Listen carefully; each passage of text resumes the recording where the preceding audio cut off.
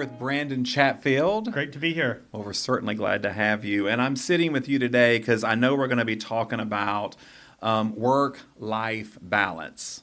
Is that fair? Fair enough. Okay, so we're diving into time, structure, and what it really takes to stay consistent without burnout.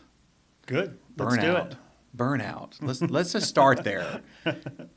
You've been in the business 2.5 years, is that right? That's right. Yeah. So in that 2.5 years, Brandon, what has burnout looked like, or how have you stayed away from burning out of the business? Well, I think I'm still too new to have burned out at this point. But, I think it's just coming in, and I love to hear the stories of other realtors who have been in the business for a long time. And I think in this office, it's great to talk to people like Carol, she's my go-to usually. She's the one been doing it the longest, and for some reason she still thinks it's fun, and so for that I go to her and ask her all my questions, and she's been really helpful as far as helping me kind of talk through that and realize that you can do this thing and not burn out. So what's something that you've learned the hard way when it comes to managing your time? Well, I think the hardest thing is that if you don't have time management in your schedule, you're going to have a yo-yo a yo-yo. Oh shoot!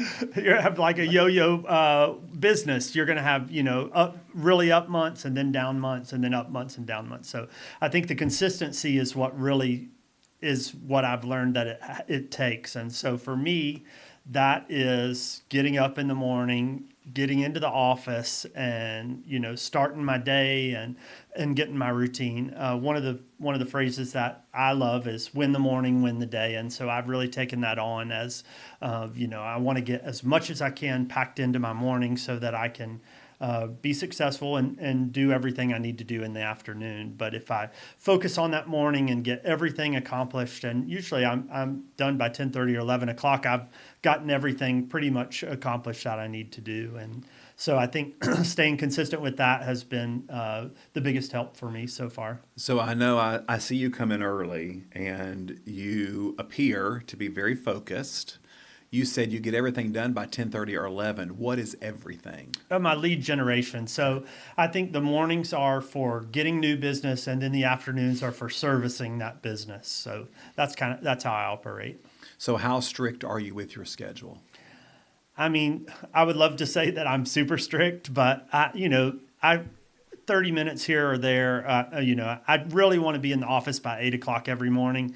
But like today, I was in at 8:30. So, and still get in the routine and get in the role of doing what I need to do. And so, if I'm a little bit earlier or a little bit later, it's okay. As long as my goal is to put in 90 minutes every day of lead generation. So if I come in a little bit later, it sometimes takes me a little more to get rolling. I really want to be in my chair and ready to go at 8 o'clock. But if it's 8:30, then like I said, I'm done by 10 and keep rolling. So tell us, I know life happens, period. And when life happens, whether that be your phone dings with a text message or you see an email come across your computer, like what do you do during those times when life happens and you're in the middle of your lead generation time? Well, I have all notifications on my email turned off, so I don't even see if there's an email that comes through. But a text message I'll see, but at the same time, I don't think there's anything that's really going to completely fall apart in 90 minutes. So if I can control that 90 minutes, which I know a lot of people do a lot longer than that, but if I can control my 90-minute block of time to lead generate, then I'll get back to those people. And I think it's just communicating and letting those people know sometimes, hey, I've seen your message. I'm working on it. I'll get back with you as soon as I can. And so I think that, I try at all costs to protect those. And even with closings and inspections and those kind of things, all of those I want to push to the afternoon, because that time is the most important time of my day is to get new business. So I hope that's really being conveyed and heard and with the right ears, because in coaching appointments, I tell people that a lot of things that happen with a realtor is they let life happen. Like, they don't do what you just said, turn notifications off. They allow it to happen, and it interrupts them, Mm-hmm. and it interrupts their business flow too, because Yep, it can for sure. begin to look like a roller coaster, right? They've Yeah. got how many of our closings to close this month, and they're so into those details that they're not lead generating. Right. So am I hearing you say that first thing in the morning, that's your lead gen time, and you protect lead gen to happen first thing in the morning? That's right. Yeah. Well, so often we're our best in the morning Mm-hmm. time. So good.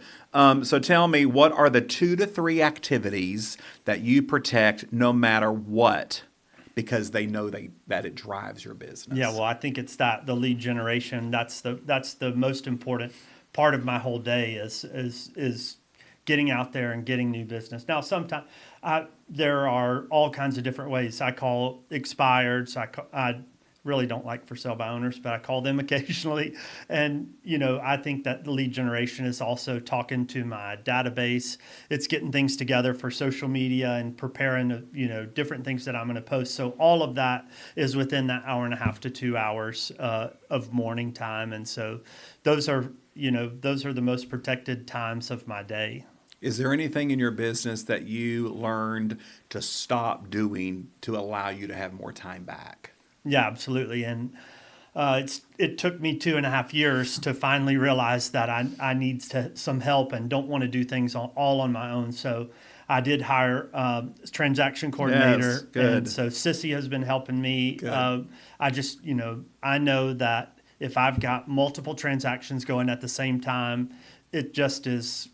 It's just one of those things. It's easy to hand it off and let her take care of getting all of the things. And no telling there's no telling how many hours I've gotten back by just handing that off to her. And it's been such a relief. I think I'm a little bit of a control freak. And so, Aren't we all? so that was the hard part for me is, am I going to not know what's happening? But, it's so nice to not even have to think about it and know that she's got all of that taken care of, and I just get to do what I do best, that's try and get new business. That's right. Yeah. That's right. Well, I love that you've leveraged that piece of your business, and that's a great start. And as you continue building your business, there'll be additional leverage points that you get to put in place. Tell me, what is something that you would tell an agent that says they don't have the time, they don't feel like they can be consistent in their business? What would the piece of advice that you would give?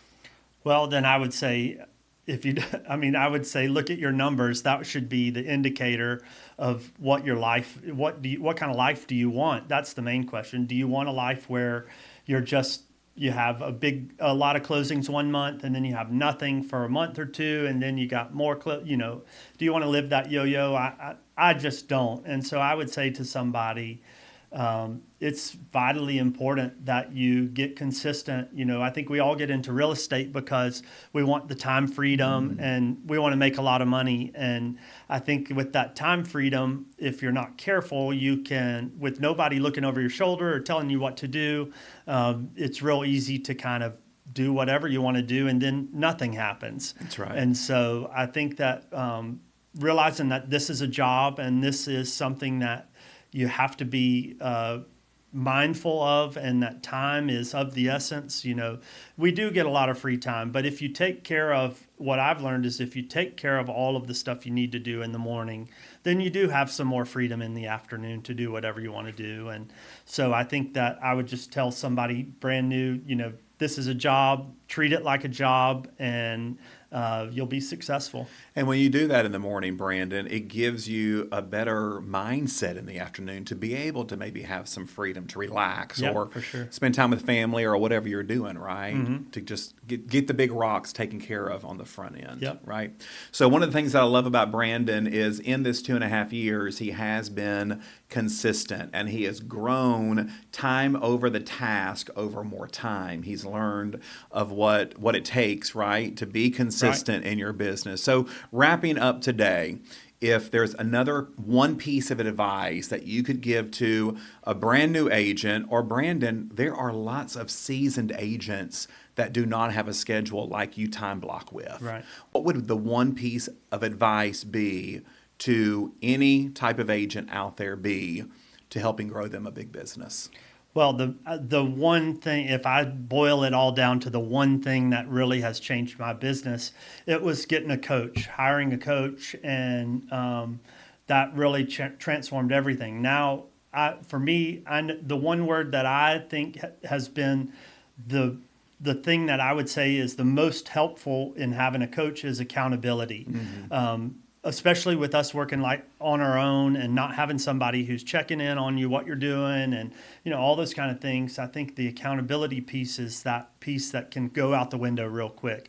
Just like you said, you get a text message, we let ourselves off the hook, we go a day or 2 or 3 or 5 days off, and we haven't really accomplished anything. And for me, it's knowing that every Wednesday at 3 o'clock, I'm going to have to get on the phone and I'm going to have to tell what I've accomplished this week. And so, and really I do that. My coach wants me to text message every day.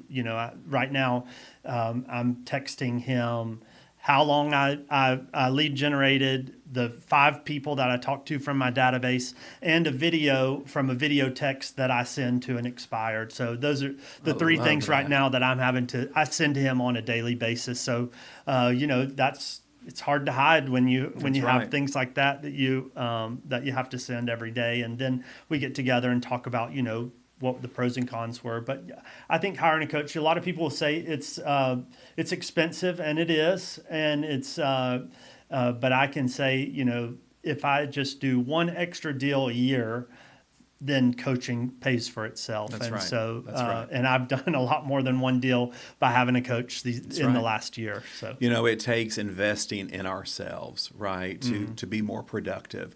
And I believe that we all have natural ability. We all have God-given talents. Sure. And at some point, we reach a ceiling. And in order to break through that, I call it a glass ceiling, to break through that glass ceiling, we have to put additional models and systems in place. Right. So 2 of the things that I've heard you say sitting here is you incorporated a transaction coordinator, right? And you have incorporated a coach into your life. And I'm sure your coach is similar to mine in the fact that it is a business coach. And there are times that life circumstances happen and it becomes a more well-rounded, speaking to the whole person for sure. kind of coaching. So I just want to say how proud we are of you. You are doing a tremendous job. And I appreciate your consistency because it's really showing. And Keller Williams Greater Chattanooga is honored to be in business with you, sir. Great. Well, I love being here. Thank you. Thank you. So good afternoon.